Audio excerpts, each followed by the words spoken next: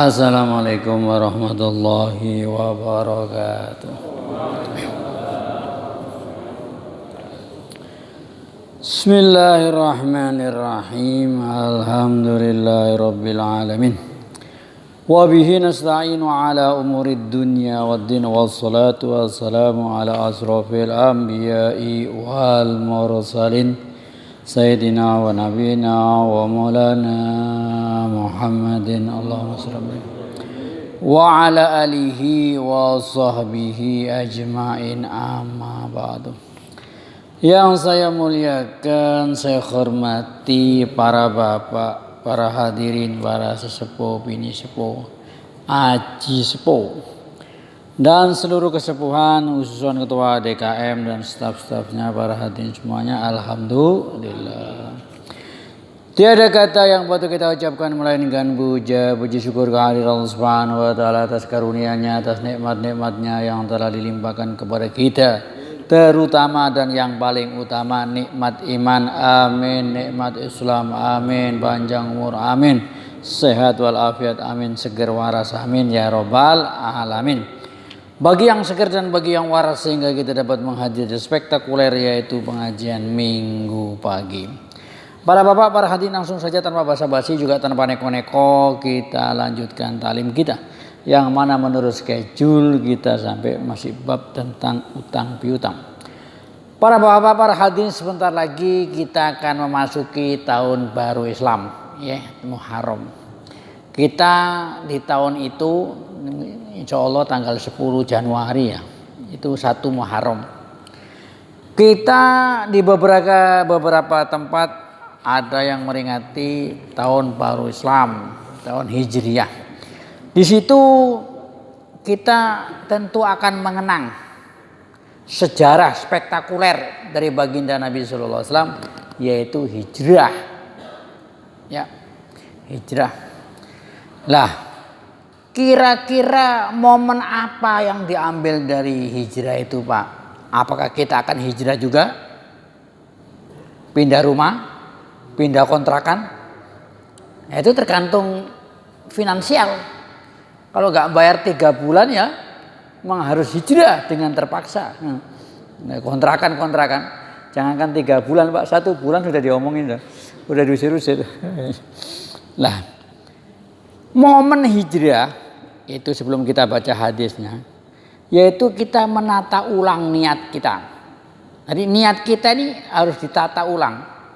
Mumpung masih ada umur, mumpung masih ada usia. Karena apa? Di dalam momen itu semua kitab itu, Pak, semua kitab itu mesti pertamanya mesti pakai hadis hijrah. Inamal amalu biniat, mesti Arba'in Nawawi, apa saja deh. Ya, ini juga pertamanya itu. Lah di situ dalam hijrah ini ada sebagian sahabat yang ikut juga dari Mekah ke Madinah. Cuma nggak ada yang tahu apa maksud sahabat tersebut kok pindah. Sama-sama bawa koper, sama-sama pakai ransel. Rangselnya, ikut. Cuma nggak terdeteksi.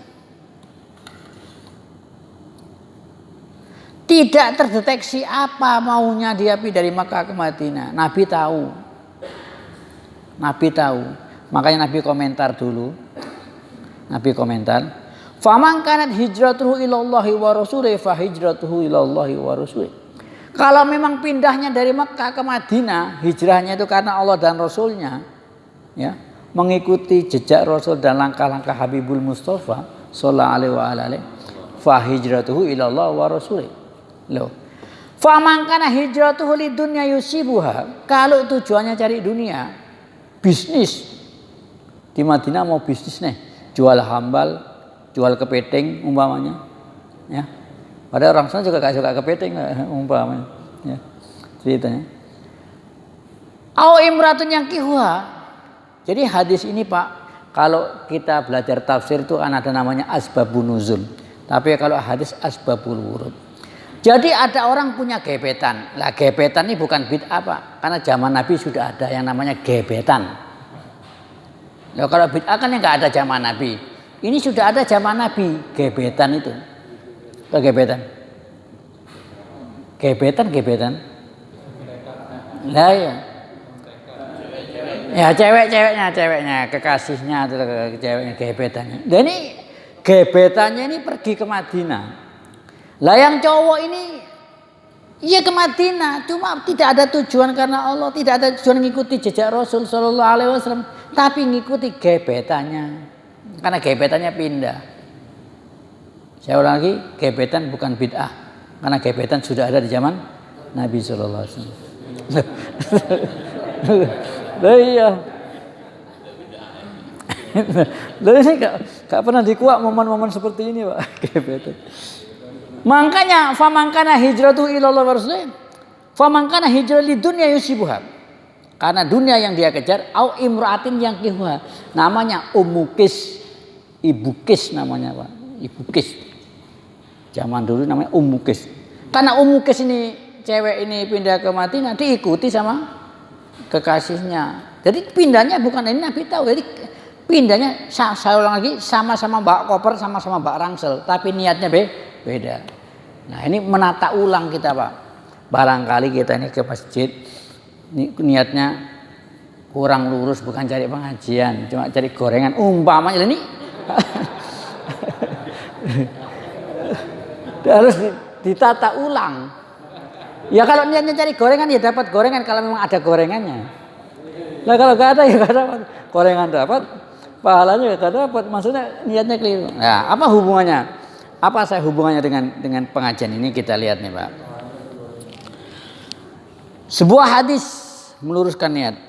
An Maimun Al-Qurdi an Abihi radhiyallahu anhu maqala sami'tu Rasulullah sallallahu alaihi wasallam yaqul. Nih, Pak. Ini hubungannya nih. Ayyuma rajulin tazawwaja imra'atan. Siapa aja laki-laki yang menikahi seorang wanita. Ma qalla min mahrin awi kasro, baik itu wanitanya maharnya banyak, minta mahar mahal, maharnya mahal atau murah, bimahrin asro alaf rupiah 10.000 dengan mahar 10.000 rupiah utang. Oh sudah, apa gak keren, Pak? Keren, Pak.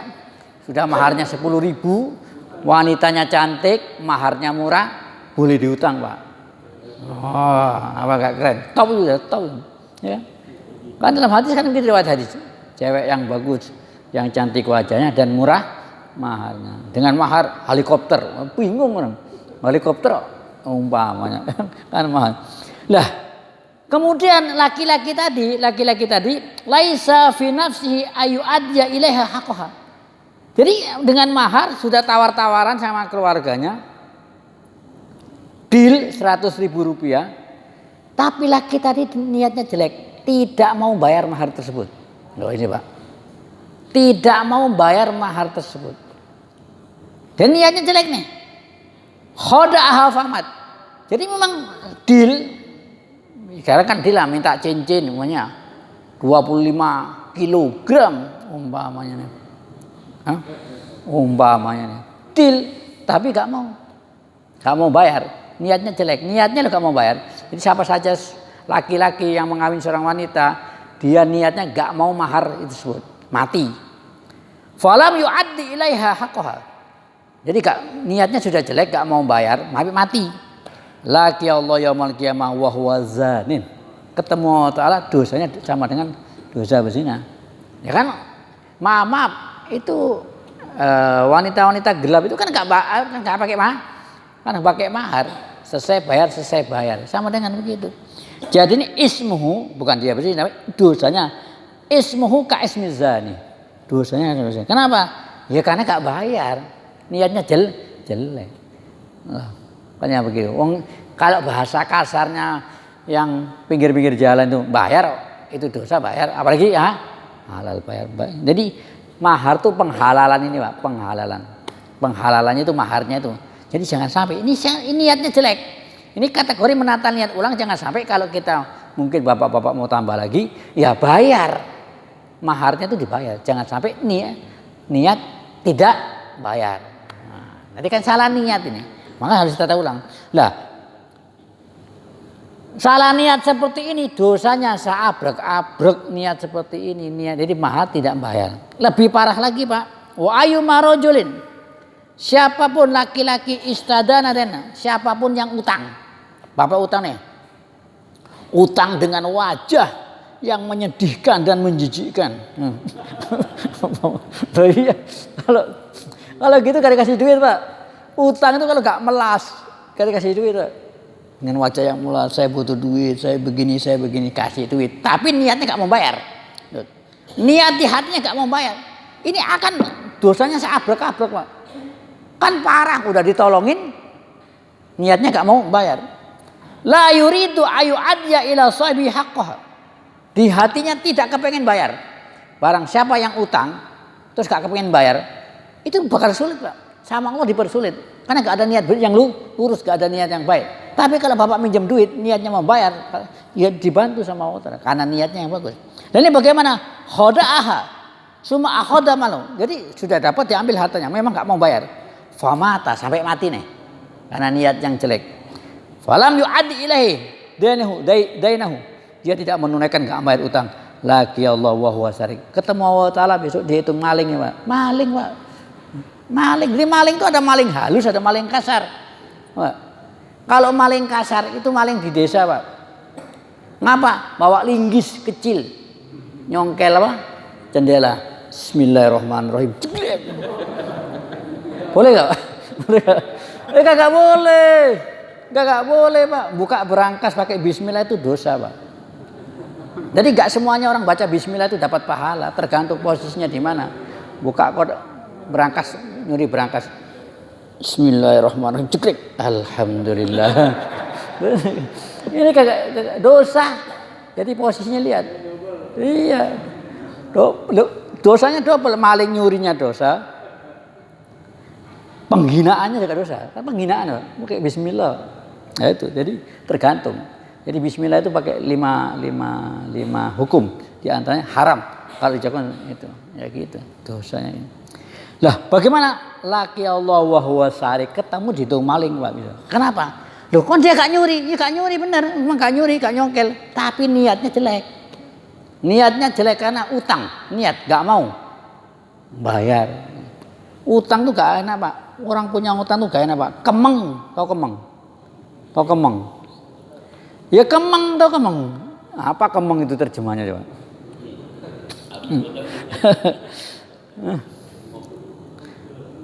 Karena gomun bilail.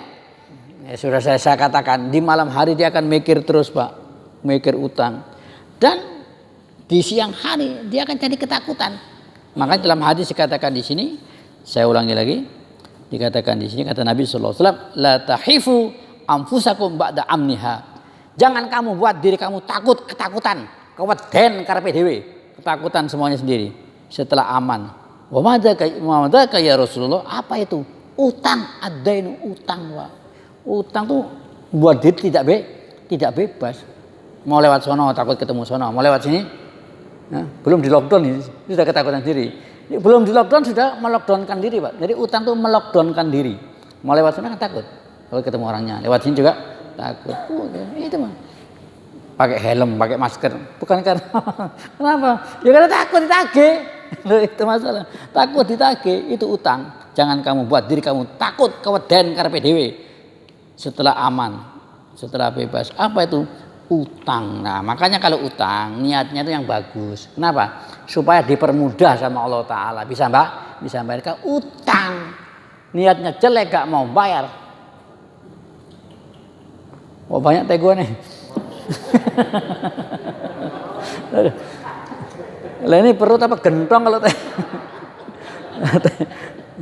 Nah ini kalau berkah banyak begini. Lah ya 2 jam saya mikir-mikir tambahin 6 gelas.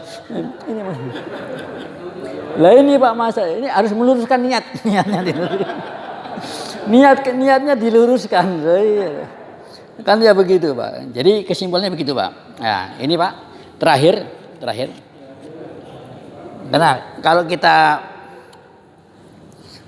belajar kajian usul fikih itu nanti ada beberapa yang umum tapi khusus seperti matrul ghani dulmun. Orang paling dosanya banyak, yang itu ini memperkuat yang tadi. Utang sudah punya duit, cuma gak mau bayar. Lain kalau gak punya duit, sudah punya duit, memang sengaja gak mau bayar. Loh. Jadi setelah ditagih dan dia duit ada, cuma niatnya gak mau bayar. Memang gak mau bayar. Lah ini matrul ghani dulmun. Kalau dalam hadis riwayat lain matrul ghani yuhillu irduhu. Penundaan orang yang ghani, yang kaya, yang bisa bayar, sudah ada duitnya, setelah ditagih loh ya. Kalau ditagih, setelah ditagih, dia nggak bayar. Ini yahil, boleh dicaci pak, dionek-onek no. Orang Jawa bilang dionek-onek no. Apa dionek-onek no? Dicaci maki nggak apa-apa. Kecuali anak sama bapak tidak boleh. Bapaknya punya utang sama anaknya. Nah, bapaknya punya duit, ditagih sama anaknya, gak mau bayar bapaknya. Wah, di bapak monyet. Ini jangan sampai umpama bapak monyet. Jadi gak boleh pak. Ini namanya umum tapi khusus. Jadi di Quran itu gitu pak. Di Quran, di hadis itu ada yang umum tapi berlaku khusus. Ini umum, siapa aja boleh dicaci karena dia punya uang. Kan dolim. Kecuali anak sama bapak, gak boleh nyaci. Loh pak, sebetulnya pak ya, bapak itu seorang bapak ngambil duit seberapa duit anaknya gak apa-apa. Zaman Nabi itu pernah terjadi. Saya tutup dulu biar seneng. Zaman Nabi itu pernah terjadi pak. Bapak ngambil duit anaknya ini mangkel. Mangkel. Saya mau cerita pakai bahasa Jawa. Ini kisah nyata, bukan katanya. Saya lihat sendiri dengan mata dan kepala. Kenapa saya katakan mata dan kepala? Kalau matanya doang nggak ada kepalanya, itu namanya memedi. Anaknya tuh megang duit segebok pak, ngitung duit depan bapaknya.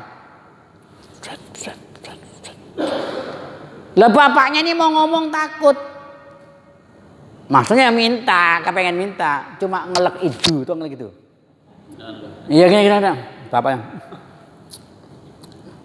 Akhirnya gak kuat bapaknya itu ngomong sama anak, ya mbok eling karo wong tuwa.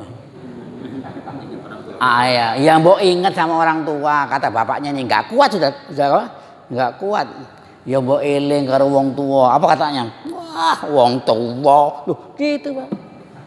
Kalau diterjemahkan kurang enak, Pak. Kalau diterjemahkan, ya mbok inget sama orang tua. Apa katanya?